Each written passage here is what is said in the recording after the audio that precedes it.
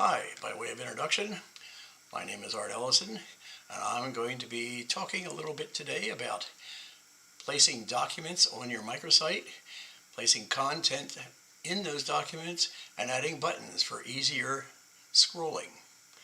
I will remove myself from the picture and we can get started. For our tutorial today, we will be using this site. It is going to be used strictly for training purposes, so no one else will be using it.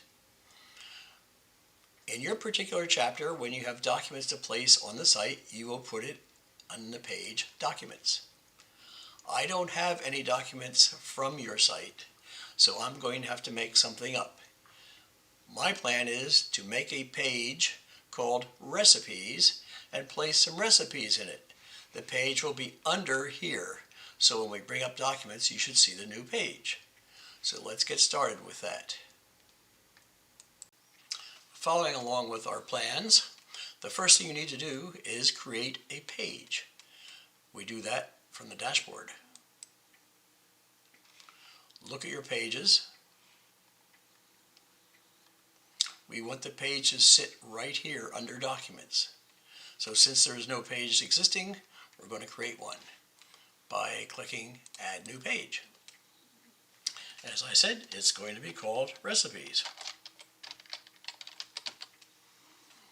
Now let's look at the page attributes. Its parent will be Documents. That's because it's going to sit right below Documents. We're not going to use a default template. We're going to use the page builder with no add template. You will find out why later when we add some special stuff. The author, of course, should not be yourself. It should be more like the generic NARFE, because we don't want the spiders which crawl on the web to look at your site and pick off your personal information. When creating anything on a computer, the word is save often. This time we're going to save it as a draft, not publish. If we were going to publish it, it would immediately become available to anyone on the site. We're just going to keep it between us. Okay, now we have the page created. We must prepare it for content. On every page, the text or whatever is contained within blocks. So since there are no blocks in this page, we need to add one. We're going to add one right there. I'm going to call it a rich text content. We could put a title if we desired. I do not need to do that.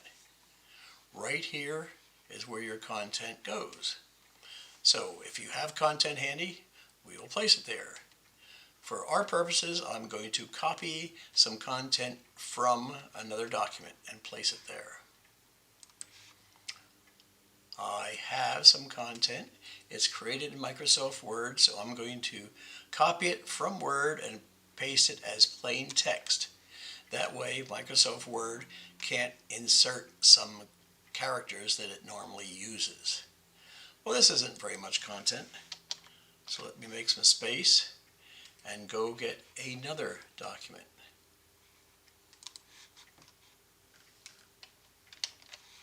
I will bring it over here and paste it as plain text. Now, we've got two recipes, and I could keep going if I wanted to, but that's what we have at the moment. Let's make them look a little better. So we should have a title here. I add a line, boldface this, and put it in the center. Go down to the next recipe, highlight it,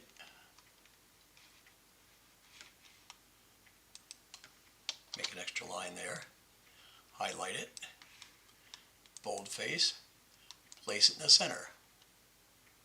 Now, in keeping with our saving practice, save the draft. And we can go see what the page looks like so far by clicking on Preview Page. There we go, Recipes. As you can see in what they call the breadcrumbs, it is sitting right under Documents. There's Recipes, there's the first recipe, there's the second recipe, and there's the bottom of the page. Now, if I wanted to see it as it would appear to the user, I could try doing this But notice that when I click Documents, there's nothing there. That's because we did not publish it. We're still in draft form. Now let's talk about placing the buttons in our text. There's the page, there's the content, and I would like to place a couple of buttons on this page so that when you get to the end of each recipe, you can click the button and go right up to the top. So how do we do that? Well, we're going to add a post element, and it's called a button. This means the button's going to be in the center. The label will be top, and you'll see how that works. Insert the button. Well, you say, where's the button? Well, it was where the last position of my cursor was. So it's down here. But that's okay because we want one right there. So let's put the cursor right here.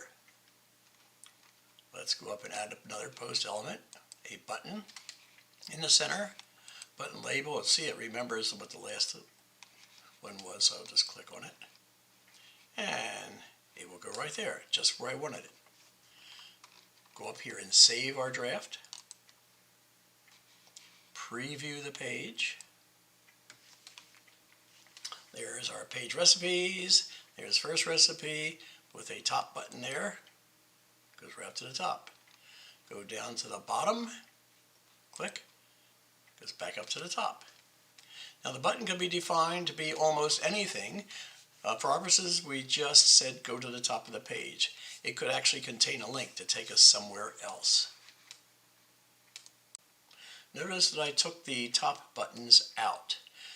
This time what we're going to do is put a floating button in so that there will be one button which remains stationary whenever we're reading the page, and when I click it, it will go to the top no matter where we are. This saves us time in building more than one button. For this particular exercise, we go over here to text. We're looking at visual right now. We will go to text. I'm going to put a space right here. The stuff you see here is HTML, hypertext markup language, and that is actually the way the page is built. I'm going to put some more HTML language right here. This is not something I made up. I copied it from someone else because I'm not conversant in that language. This is going to define the button, and we have another line that we must add to the very bottom.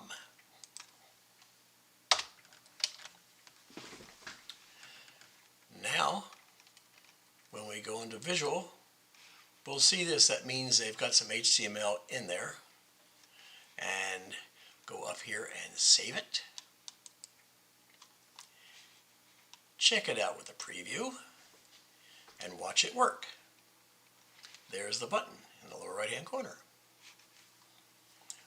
When I'm partway through the page, I can click top and it will go to the top. I can go all the way to the bottom, click top, and it goes to the top. This is only active on this particular page, not the other pages.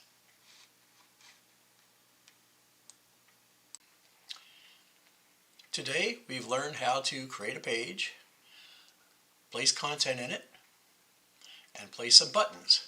Both buttons by placing them at the end of each section of text and as a floating button. The final thing we need to do is publish the page. So we went into the dashboard, brought up the page, and clicked Publish. Now, when we go under Resources and Documents, this is what we see. There's a Documents page and a new page called Recipes.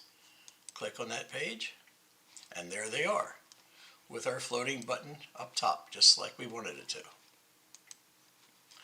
So that concludes our session for today.